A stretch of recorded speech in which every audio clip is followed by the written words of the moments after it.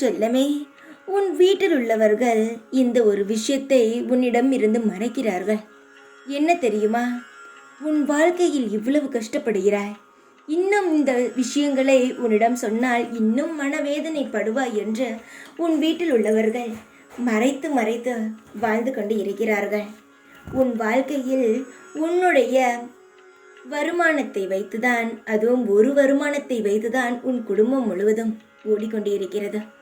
அந்த வருமானமானது போதவில்லை. உன் வாழ்க்கையை நடத்த, உன் குடும்பத்தை நடத்த போதவில்லை. அதனால் கஷ்டப்பட்டு கொண்டுதான் இருக்கிறார்கள் உன் குடும்பத்தில் உள்ளவர்கள். ஆனால் இன்னும் உன் மீது சொன்னால் உன் மனம் காயப்பட்டு விடுமோ, என் பிள்ளைக்கு என்னுடைய உறவுக்கு ஏதாவது மனம் குழப்பம் வந்துவிடுமோ என்பதற்காக மறைக்கிறார்கள். உன்னுடைய குடும்பம் முழுவதும் கஷ்டத்தில் தான் இருக்கிறது. ஆனால் வருமானம் இன்னும் பத்தவில்லை. வருமானத்திற்காக நீயும் போராடி கொண்டு தான் இருக்கிறாய். எந்த நல்ல வழியிலாவது வருமானம் வந்து விடாதா? நம்முடைய தேவைகளை செய்து கொள்வோமா என்று நீ உழைக்கிறாய். நான் இல்லை என்றெல்லாம் சொல்லவில்லை என்னுடைய தங்கமே. அந்த தப்பு என்னுடையதுதான்.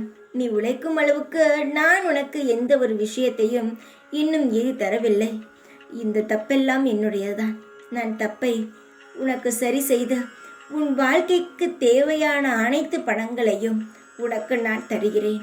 நிச்சயமாக தருகிறேன். உன்னுடைய தொழிலிலும் உன் வாழ்க்கையிலும் முன்னேற்றத்தை தருகிறேன். எந்த ஒரு குழப்பமும் வேண்டாம். உன்னுடைய குடும்பமும் நிம்மதியாக இருக்கும்.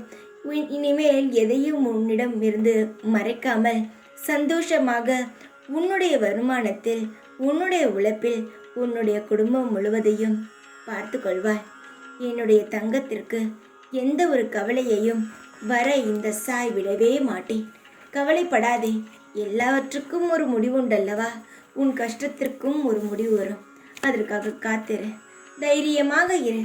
எப்பொழுது உன் கூடவே இருப்பேன் நான். ஓம் சாய்ரா.